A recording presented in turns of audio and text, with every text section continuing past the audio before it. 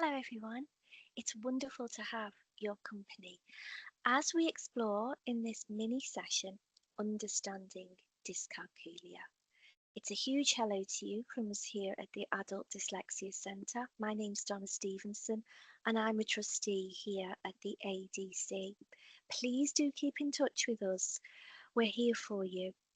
So I popped on with that in mind, the helpline address, phone number, and our website address. You may find after listening to this mini session on dyscalculia that you want to find out more, and so please do reach out.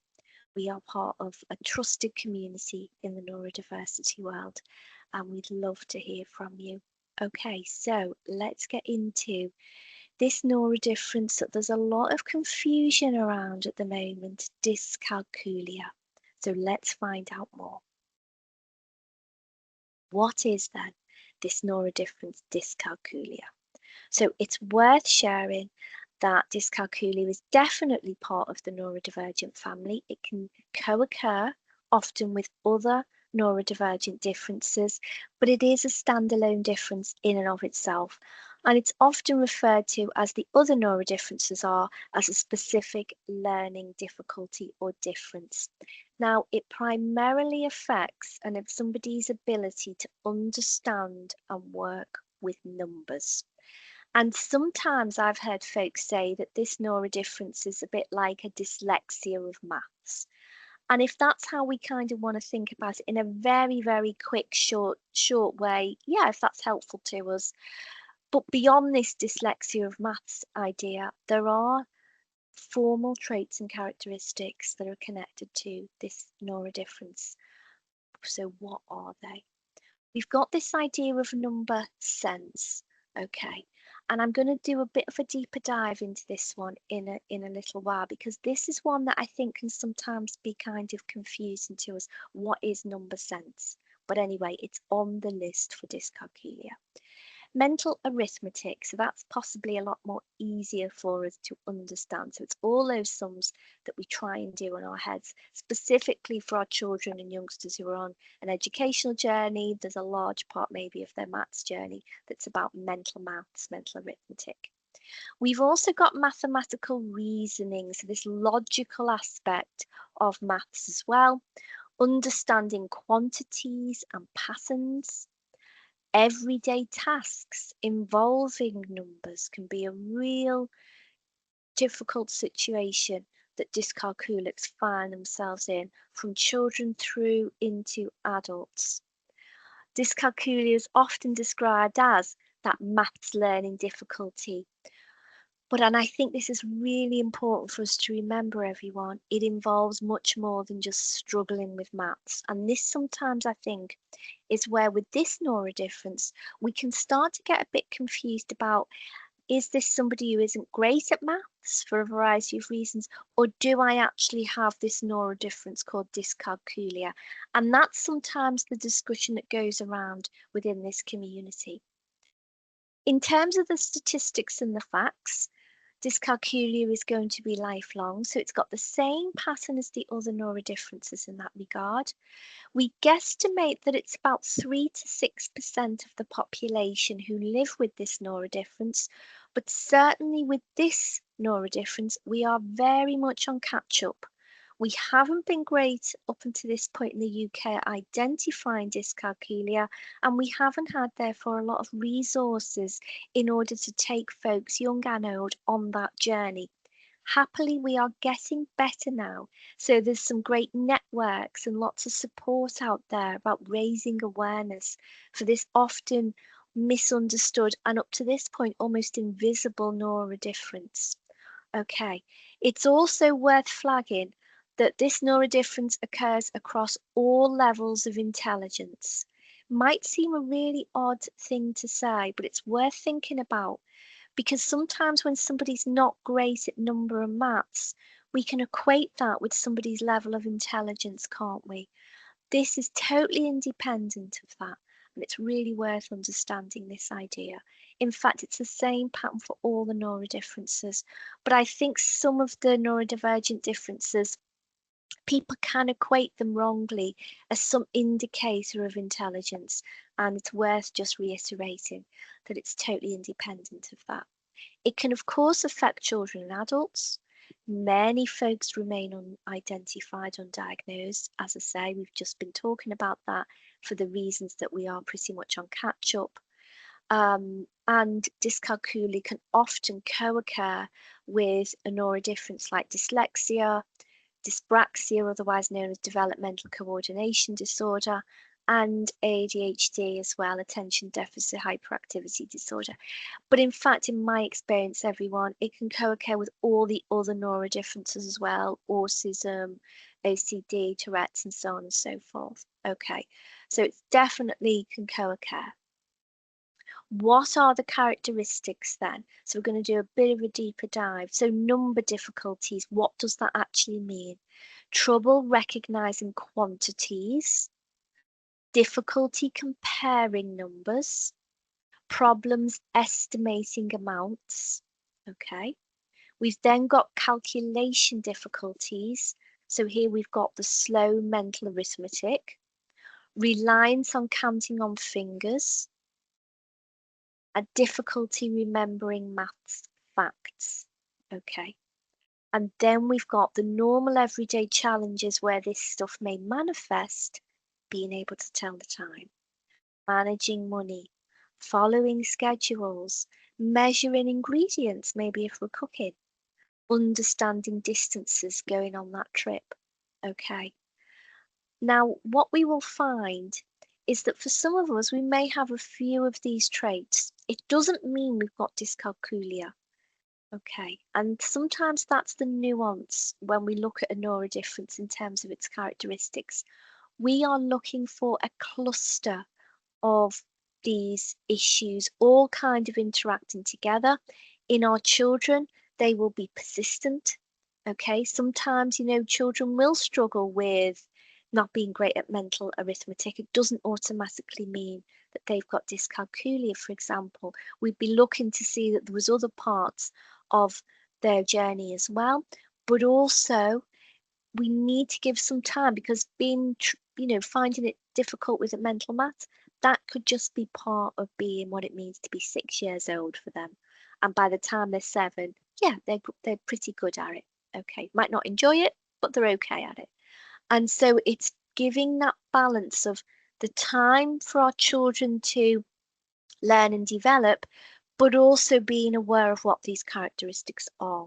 And for some reason, certainly in my experience working with adults, this is the neurodifference. A lot of adults will say, I think I've got dyscalculia.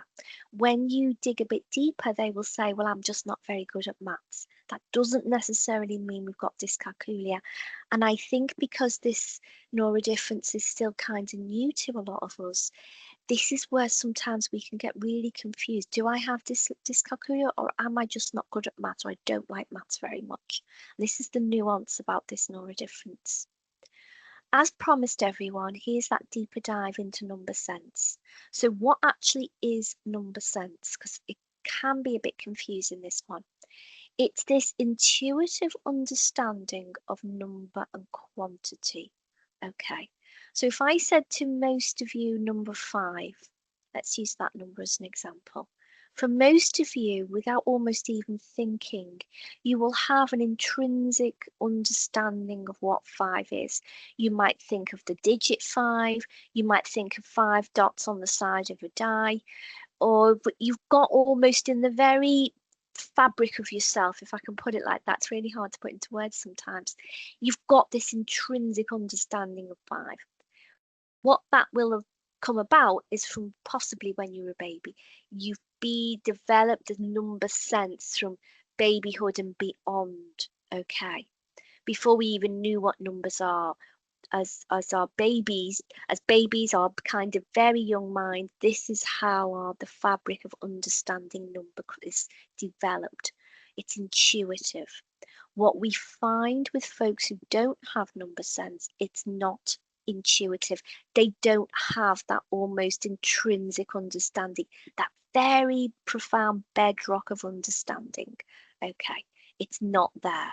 And so the example we've got here is that for most of us, we would instantly know that 8 is larger than 5, £20 is more than £10, 100 is larger than 10. Somebody with dyscalculia may find those relationships less automatic and need almost this conscious effort to be able to figure out, right, is £20 actually bigger than £10? It may take them a minute to figure that out. It's not automatic. And in our young children who are learning this stuff about money and so on, yeah, that's a real laborious process to understand and grasp that, if indeed it is ever grasped and understood.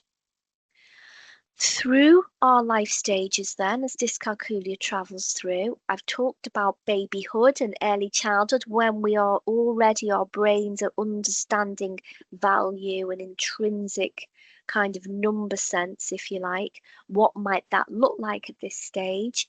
Difficulty learning to count. This is our 5 years and under children. Trouble recognizing numbers, delayed understanding of quantities. As our children get a little older then and into school, the pattern continues, but now, of course, we are expecting more from them in terms of maths and number. The maths curriculum develops at pace.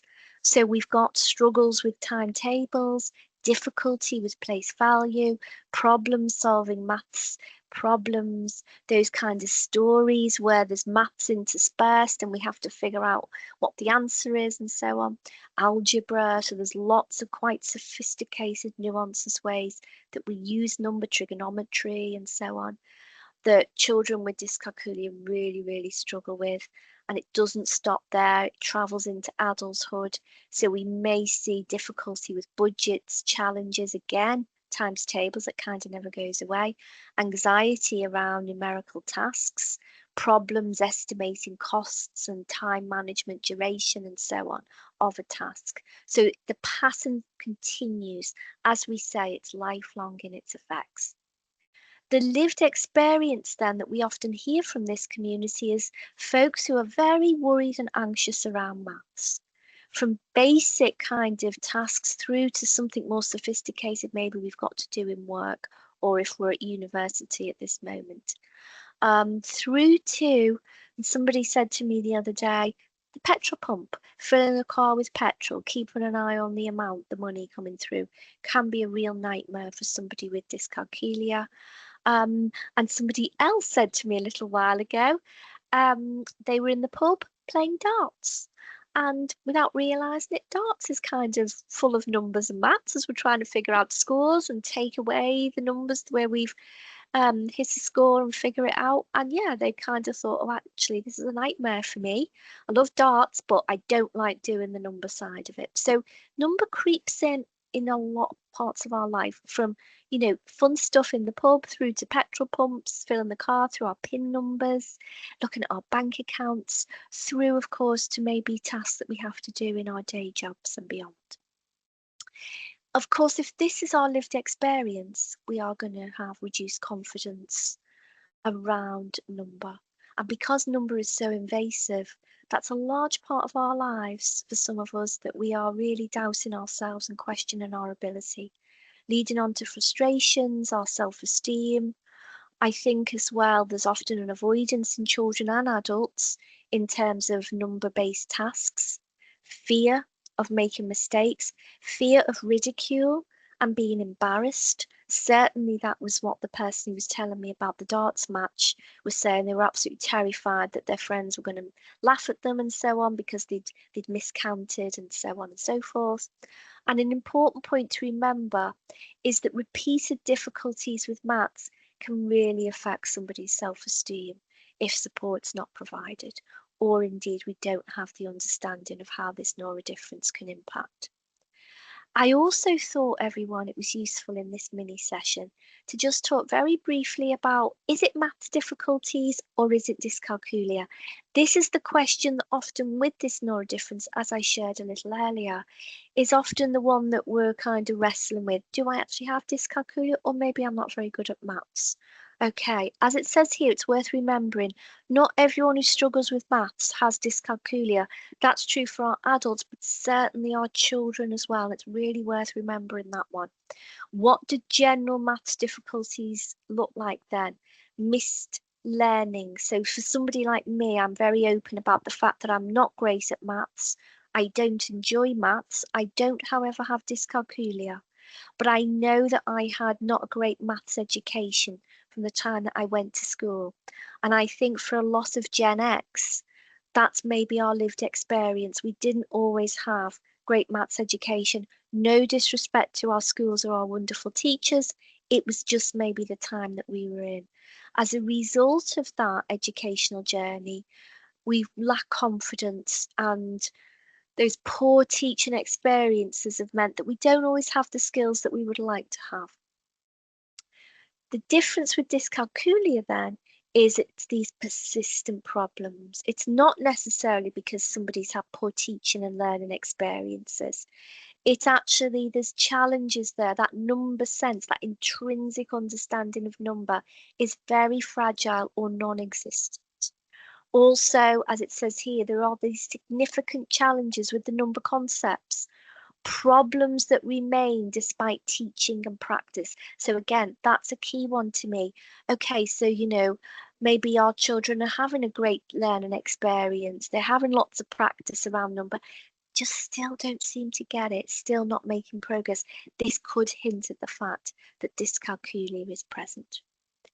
What might work then in education and at home? So for our children, and it's always worth stressing, we want to get the balance right. So when we're working with them at home, we don't want to make home into a mini school so that our children never get a chance to switch off and rest and do fun activities and so on, which is really important.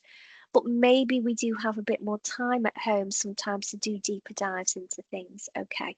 But in school, maybe we're going to use visual aids, so blocks and canvas, so manipulatives, give step-by-step instructions, give extra processing time, and when and where it's appropriate, and not always is, use calculators to help to figure out what those answers may be.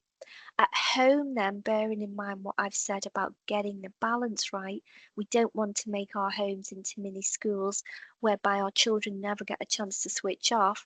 But maybe we can introduce maths in a roundabout way, in a fun way. Cooking, making those cookies and measuring out the ingredients and so on. They are math skills. Okay, so practical maths activities, visual schedules, real life money practice, so encouraging our children to figure out, how much something's going to cost and pay in the shop and so on. Breaking tasks into smaller steps as well. We've got as well continuation, calculator apps, digital calendars, reminder systems, budgeting tools, visual timers, spreadsheet templates, of course, for older individuals and adults. And we know that technology can reduce cognitive load and improve independence as well. But again, the same pattern as we always look at the neurodifferences, let's not forget that dyscalculia potentially brings strengths with it to our dyscalculia community. This is not an exhaustive list. So if you're looking at this and somebody in your life or you yourself has dyscalculia and you think, well, actually, I'm really good at, and it's not here, believe it and cherish it and celebrate it. Okay. But this is a pretty good list to start us off. And it's a real sign of the times that we're in now with the neurodifferences that we're thinking in these ways. It's not just all about challenges. Yes, they're really important because we've got to figure out what we do to support, but actually it's about celebrating those strengths and gifts. Okay, so what have we got on the list? Creativity. So yes, we know that lots of dyscalculics have wonderful careers in the arts, and really talented artists, dancers, actors, and so on, which is amazing. But creativity is not the monopoly of the artistic community. It was Albert Einstein who said that creativity is a state of mind. So it's how we approach issues. It's bigger than the arts. It can be in business and science and industry and so on. And so we know that often dyscalculics are incredibly talented in those ways, thinking outside the box, problem solving, being creative, being thought leaders, being good at problem solving. Okay. It says here as well, a lot of dyscalculics will talk about being great at verbal communication as well. So it's good that we hear from the community and sharing what they feel is a great strength of theirs. As it says here again, another reminder, because we often use maths as an indicator for somebody's capabilities and intelligence, that dyscalculia as a difference does not impact on somebody's capabilities. It is just in regard to their numerical processing and number skills. So again, I've said that quite a few times in this session, because this is an area where we often do equate people's levels of capability with the fact that, okay, maybe this person's not great at number, but actually it's about the neurodifference itself. Okay, so I hope you found this session useful. We've endeavoured to give you an overview of this often misunderstood and quite mysterious sometimes neurodifference. We hope that you found it useful, and if you want to find out more information, please do reach out to us. We are here for you. As it says here, you're not on your own. You may be on the dyscalculia discovery journey with your family or for you yourself as an individual. Please reach out to us at the helpline. We've got the helpline phone number here as well, and our ADC website. We've got some great videos on YouTube. And so there's lots of trusted information out there from us here at ADC. That just leaves me to say thank you for your time. I look forward to welcome you to future sessions that we may do in this way. Let us know in the comments if you found this useful or not, and we'll do some more. Please keep in touch, and goodbye everyone.